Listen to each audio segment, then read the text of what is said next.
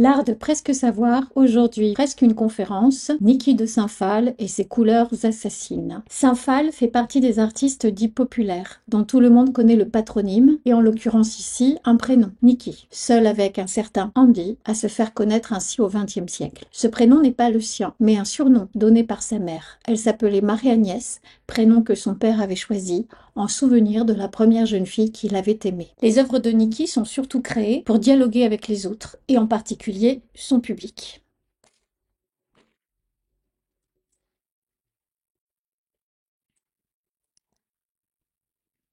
Sur le papier, la vie de Niki de Saint-Phalle est parfaite. Née dans une famille aisée, père d'origine française appartenant à la vieille noblesse, mère de la grande bourgeoisie américaine. Mais voilà, son enfance fut un enfer. Je suis née en 1930, disait-elle, un enfant de la dépression. Alors que ma mère était enceinte, mes parents ont perdu tout leur argent. C'est à ce moment qu'elle a découvert l'infidélité de mon père. Elle a pleuré durant toute sa grossesse. J'ai senti ses larmes. Le bébé est donc envoyé en France, où ses premières années se passent dans la solitude de chez... Le bébé est envoyé en France, où les premières années se passent dans la solitude, chez ses grands-parents, maternels et paternels. Elle se sent délaissée. Une gouvernante française s'occupe d'elle, surnommée Nana. La scolarité sera en dents de scie et elle commence une carrière de mannequin. C'est peut-être pour fuir cette violence familiale que Niki se marie très jeune et secrètement à un jeune musicien qui deviendra finalement poète, Harry. En 1952, ensemble, ils fuient l'Amérique.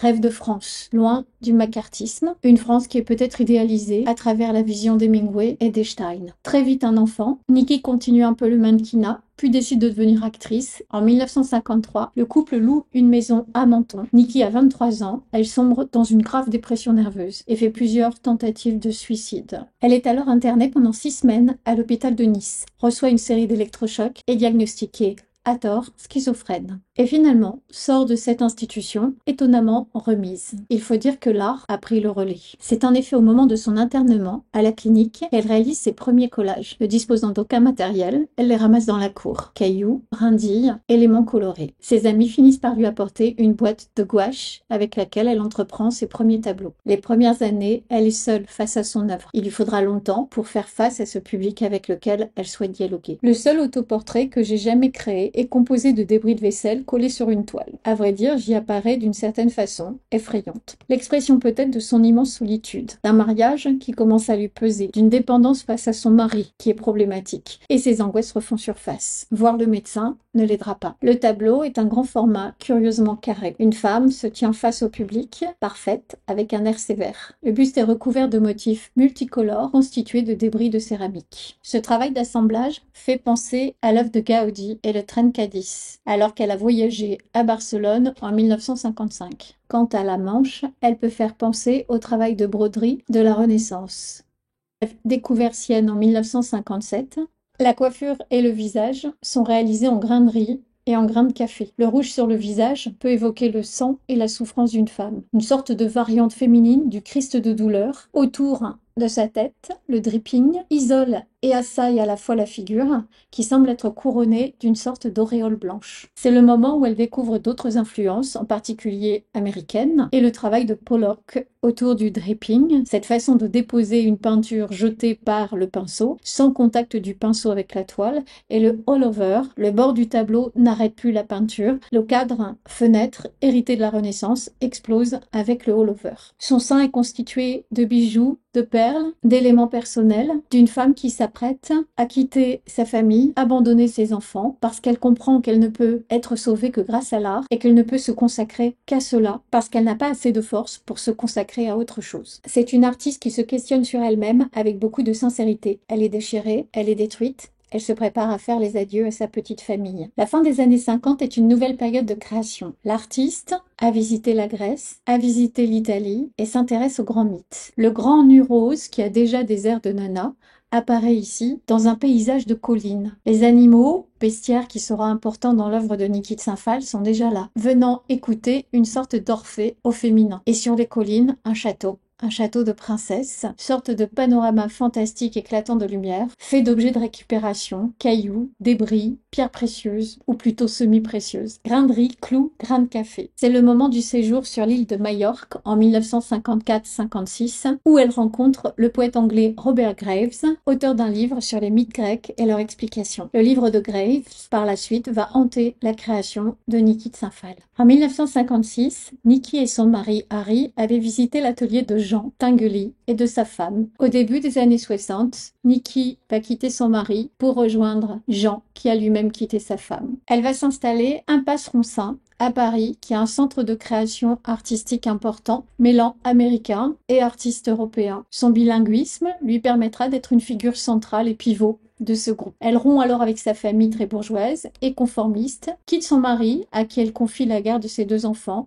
s'installe avec Jean, avec qui elle aura une relation amoureuse complexe, une collaboration artistique intense, qui va la porter pour les prochaines années. Mais la violence est toujours présente chez Niki, qui trouve un moyen, à travers ses œuvres, de l'expurger, ou plutôt de l'exprimer. Son Saint-Sébastien rappelle une figure religieuse qui a été persécutée, le corps transpercé de flèches. Il devient ici une cible qui forme la tête, une chemise blanche et une cravate. L'œuvre serait biographique, ma manière de sortir d'une relation toxique avec un homme. Je l'ai donc collé sur un panneau, j'ai mis une cible pour la tête et je l'ai tué de manière rituelle en lui lançant des fléchettes. Niki transforme non seulement son art en catharsis, mais invite aussi le spectateur à participer. Il faut lui tirer les fléchettes pour achever l'œuvre. Le dialogue se met donc en place entre l'artiste qui crée une œuvre et un spectateur qui doit participer pour achever cette œuvre. Le public est donc invité dans la galerie à venir tirer sur la tête de son amant. Et c'est aussi une réflexion sur la planéité du tableau moderniste. L'opposition à Jackson Pollock, dont on peut voir encore ici le dripping sur la chemise, une œuvre qui est à la fois symbolique et qui est à la fois narrative, toute l'opposition avec l'abstraction américaine.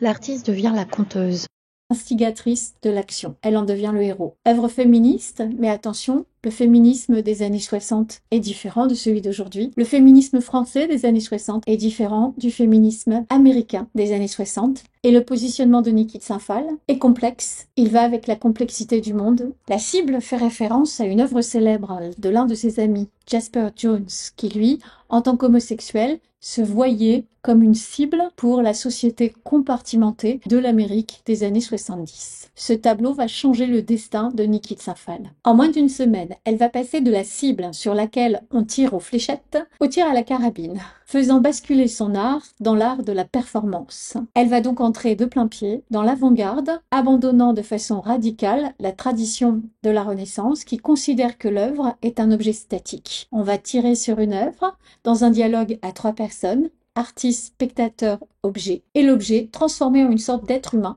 va saigner puisqu'on va lui tirer dessus. Et en 1961, les tirs propulsent Niki sur la scène artistique internationale. C'est là qu'elle entre dans le groupe des nouveaux réalistes de Pierre Restany. Elle invite donc ses amis à venir participer. Ce sera le cas de Jasper Jones, pop artiste américain, parti de l'abstraction et qui va progressivement, à travers ses cibles et ses drapeaux américains, à une abstraction signifiante.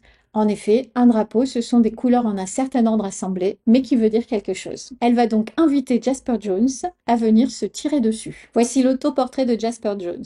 On va le reconnaître à sa cible, à sa couleur grise, emblématique, à ses pinceaux, puisqu'il est artiste, mais ce sont aussi des éléments qu'on va retrouver pour Niki de Saint-Phal et qui font donc de ce tableau aussi une œuvre d'amitié. John doit se tirer dessus. Il va longtemps réfléchir avant de se tirer dessus, se demandant où il va libérer le jet de peinture. Attraction majeure de l'exposition personnelle de Niki, Feu à volonté, en mai 1961. Un tableau tir, c'est une surface généralement solide sur lequel on va apposer des poches de peinture, différents éléments qui peuvent être aussi bien, et les couleurs vont dégouliner sur le plâtre blanc, comme le grand tir de Stockholm en 1961. Le tableau Être humain est blessé. Il se met à saigner. On peut voir Niki tirer au journal de 13 heures sur l'une des rares chaînes françaises qui existent à l'époque. Ce qui en résulte, c'est à la fois un happening, c'est aussi un combine, puisqu'on va utiliser différents objets récupérés, associés. C'est une parodie de l'expressionnisme abstrait américain, tel qu'on le pratiquait à l'époque, et c'est une expression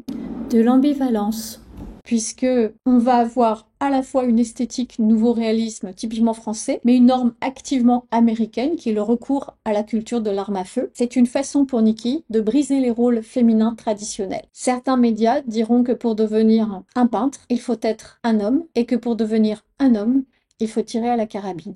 L'anecdote veut que Jean Tinguely, pour le premier tir, soit allé emprunter des armes à feu à la foire du Trône.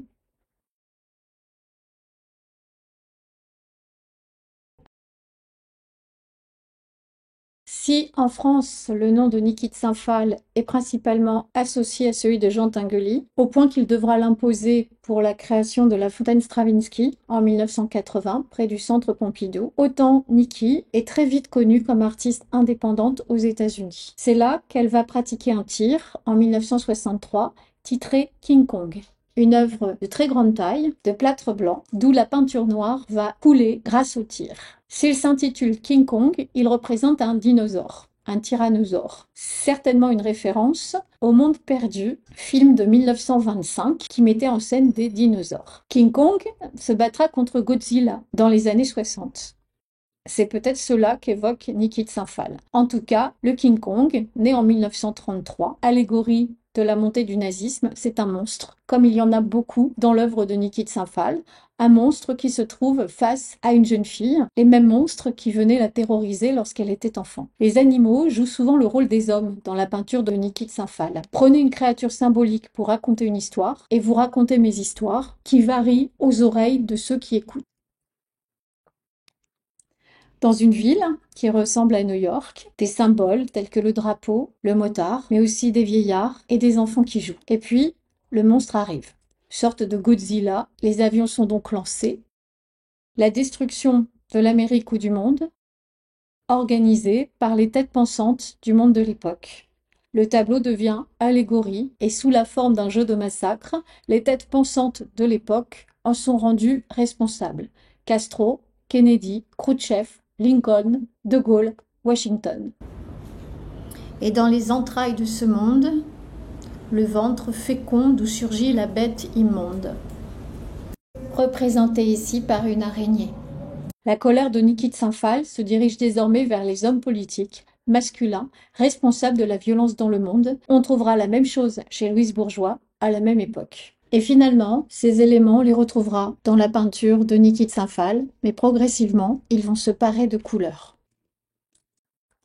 Pour les Américains, le travail de Niki offre plusieurs aspects familiers. Elle est immédiatement identifiée comme une artiste d'avant-garde. Mais à New York, elle va préférer la Californie. C'est d'ailleurs là qu'elle va tirer sur son King Kong. Le tir est effectué dans le parking qui se situe derrière un bar de jazz populaire, devant 150 personnes. Quelques jours plus tard, le galeriste lui-même va financer une séance de tir sur les hauteurs de Malibu. On en conserve un film. Et à cette occasion, Niki, ancienne étudiante en théâtre, va se costumer. Une combinaison blanche et noire, super-héroïne peut-être, aux couleurs de la cible. King Kong va être l'occasion pour elle d'entamer une nouvelle réflexion sur l'enfantement. Et on voit que l'accouchée est déjà présente sur le tableau. La femme qui enfante va donner une série d'œuvres, des œuvres inquiétantes, parfois même violentes, comme souvent chez Niki, qui nous conduisent à nous interroger sur ce qui s'est passé dans sa vie pour en arriver là.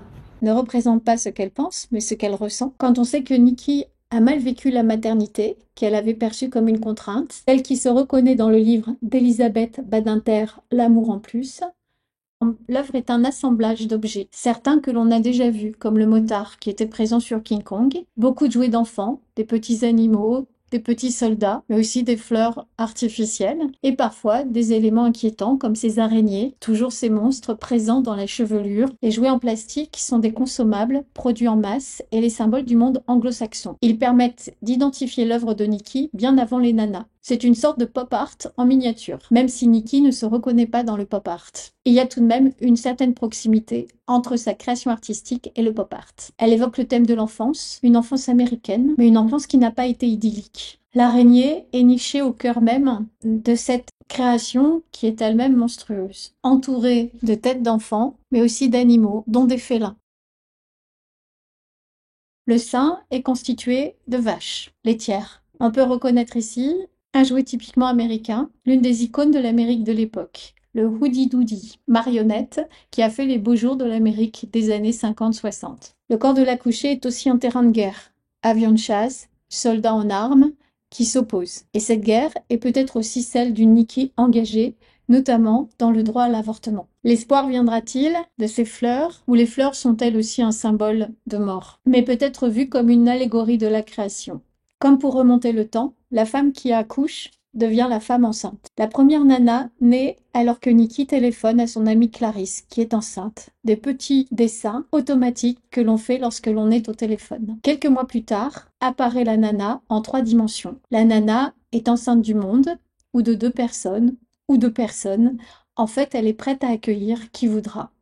Il ne suffira plus que d'un pas pour que la nana devienne maison. Elles angoissent assez rapidement les milieux artistiques masculins de l'époque. Les nanas font la fête et c'est à nos dépens, messieurs, que ça se passe. Elles nous piétinent le ventre, l'armée, la morale. Ici, sa sœur Elisabeth qui pose enceinte devant sa nana. Elisabeth, en 1965, est une femme effrayante.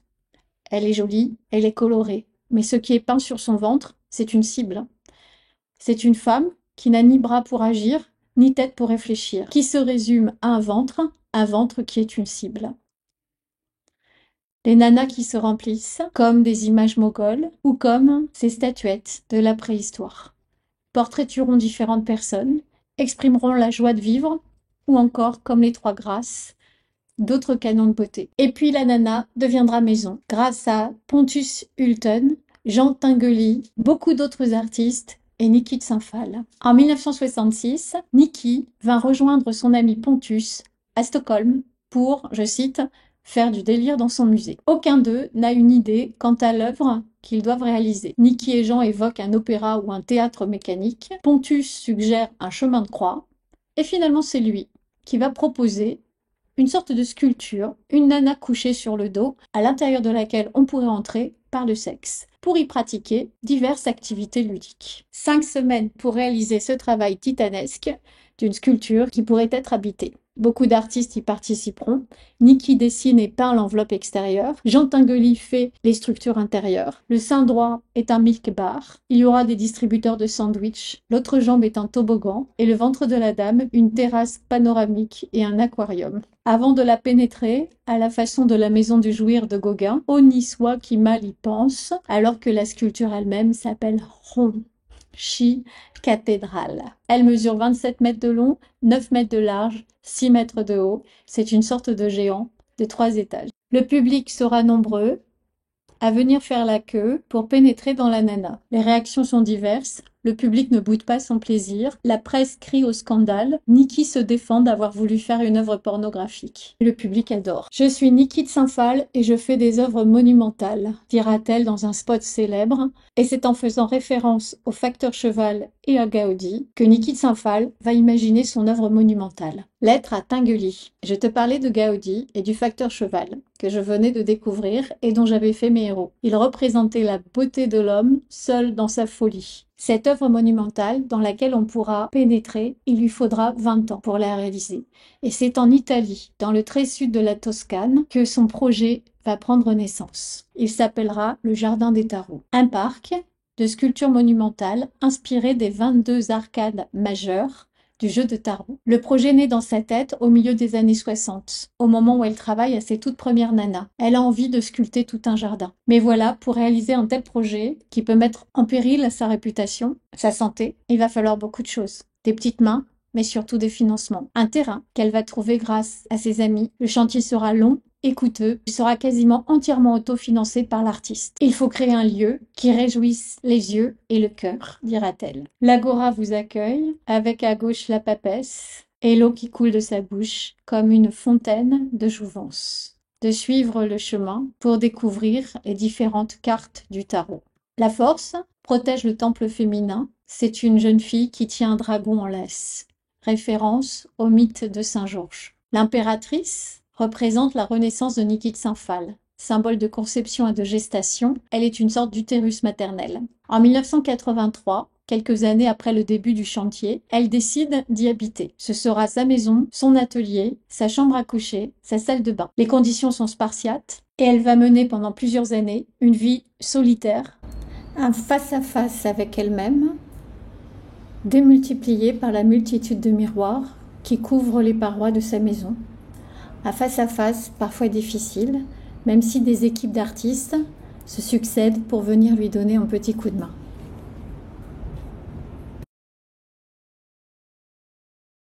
En 1992, après 10 ans de travaux, le jardin est presque terminé. Mais que faut-il en faire? Il faut assurer sa protection. Elle a très peur qu'il se transforme en boutique à carte postale. Elle se méfie des Italiens, qui ne prennent pas bien soin de leurs propres monuments. Maintenant, il faudrait s'occuper du jardin des Tarots, sinon cet escroc de Berlusconi va nous le voler, disait-elle. C'est une fondation qui gère aujourd'hui le jardin des Tarots, œuvre monumentale, qui ne sera pas la dernière, puisque en 1993, la santé de Niki de Saint-Phal se dégradant, elle décide de s'installer en Californie. Par bien des aspects, Niki reste une Américaine en exil, membre d'une communauté d'artistes souvent étrangers et qui choisira de construire son plus grand chef-d'œuvre en Italie et de mourir à San Diego. Elle aura été souriante toute sa vie, alors même qu'un drame l'a touchée. Ce n'est qu'en 1994 qu'elle révélera son secret, avoir été abusée enfant par son père, invitant à une relecture éclairante de son œuvre. C'était l'art de presque savoir, aujourd'hui presque une conférence, et vous pouvez retrouver Niki de Saint-Phal actuellement au Grand Palais. Pour retrouver Art et Savoir, toutes nos prestations sont disponibles en description de la chaîne et n'oubliez pas nos autres vidéos. À très vite!